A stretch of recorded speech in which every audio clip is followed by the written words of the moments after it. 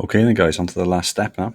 So the last step is to export this. At the moment this is not submissible. So we've got to turn it into an actual video file that will be able to be used by somebody or uploaded to YouTube and so on. So really easy to do.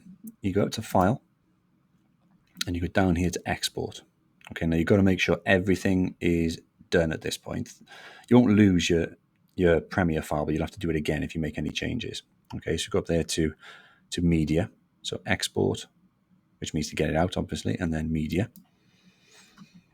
It will bring us to this screen.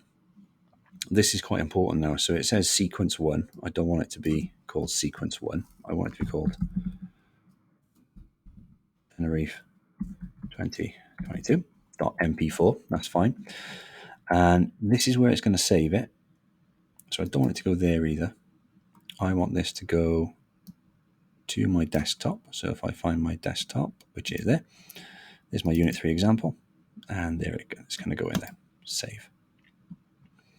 Okay.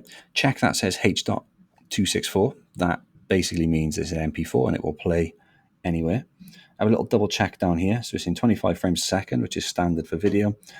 It's 1 minute, 11 seconds long. So mine is too long if I was doing my coursework. Yours has got to be under a minute. Once you're happy with that, we've got an estimated file size of 51 megabytes, which is great. And I've got this blue button here that says Export. So I'm happy with that. If I click Export, this is the bit that might take a little while. Okay, depending on how high quality your audio and video clips are. Mine is just images, so it shouldn't be too long. As you can see, it's not too bad at all. My video is exported successfully to that place on my computer. So I can then close this.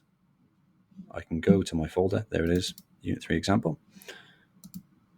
And there's my Tenerife 2022 video. And I can double click on it, hear that annoying music one more time. So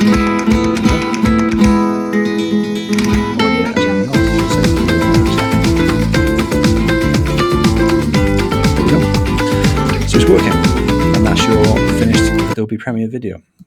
That's Unit 3 done. Well done.